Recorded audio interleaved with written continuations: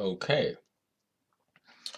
this is my retake, or yeah, you can say my retake on the only justified sexual double standard between men and women.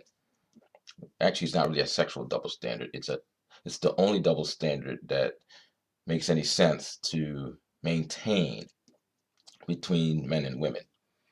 And as you can see, I have my notes up here. I'm not going to lie. I do use notes. It makes my presentations more effective. So I want to make this shorter because the last time I was talking for 32 minutes. That's way too long to express this point. The point is very simple. The only double standard between men and women that should exist regards the burden of protection, which means men have the greater burden of protecting women and also children than women do men and even children. Okay. Now, this double standard has to exist in the context that a woman does not have any other means to defend herself against a male threat. Okay. She does not have a weapon, and she cannot, and the police are not available. Okay. And she's in a situation where a male is inflicting harm on her.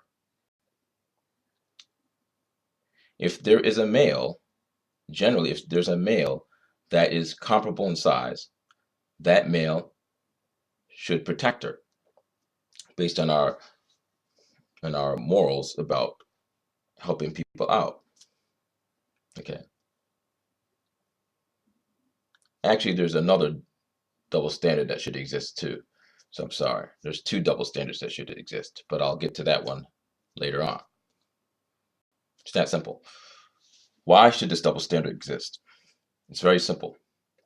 It is clearly, you can clearly observe it based on the female body type and the male body type.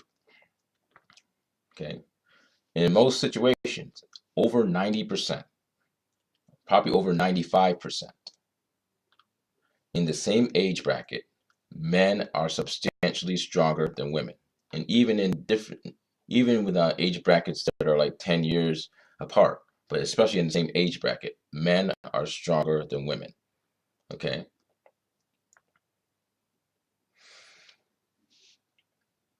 When I would say, it's safe to say, at 20 years old, okay, men are substantially stronger than women, even in their, doesn't matter if they're the same age or in their 40s.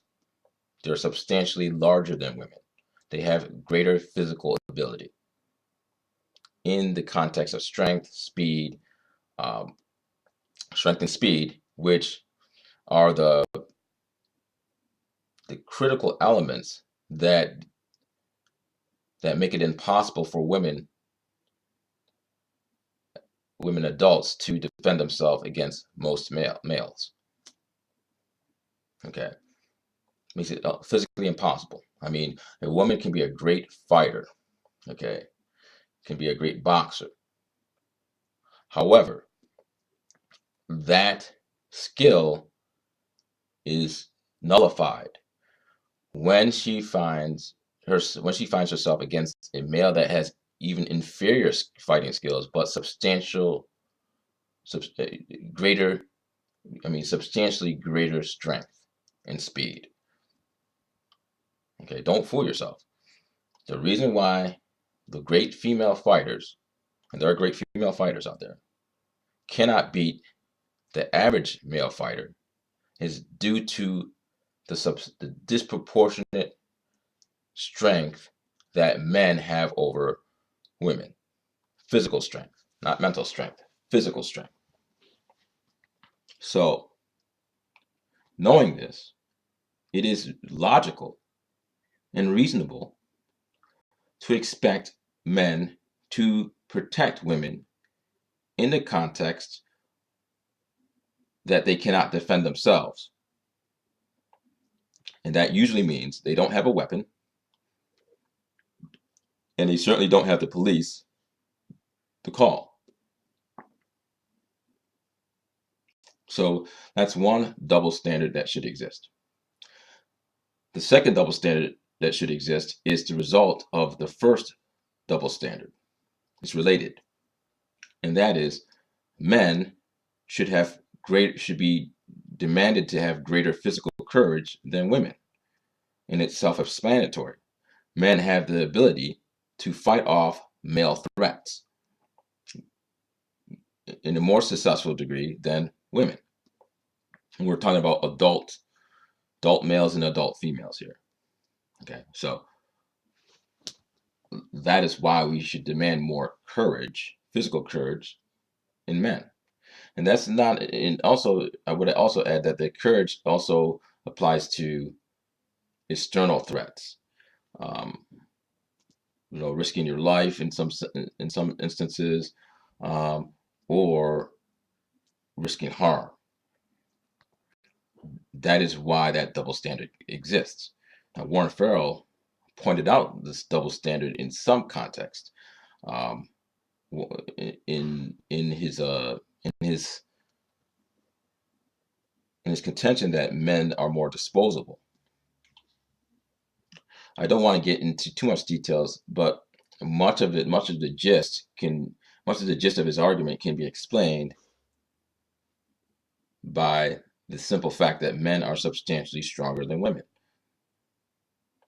There's no way to get around it. Even in the military, the double standard still must exist. When a woman cannot defend themselves against a predominantly male threat, which usually means they don't have a weapon.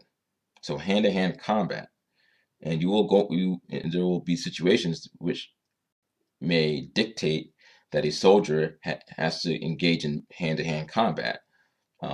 In those situations, the male threat uh, against that woman should be protected by another male defense. Yeah. So that sums up my double standard. The double standard that should exist. Now let's go back to the sexual double standard that I've been talking about. Again, I'll repeat this again, and I'll repeat it in many other presentations. The sexual double standard cannot exist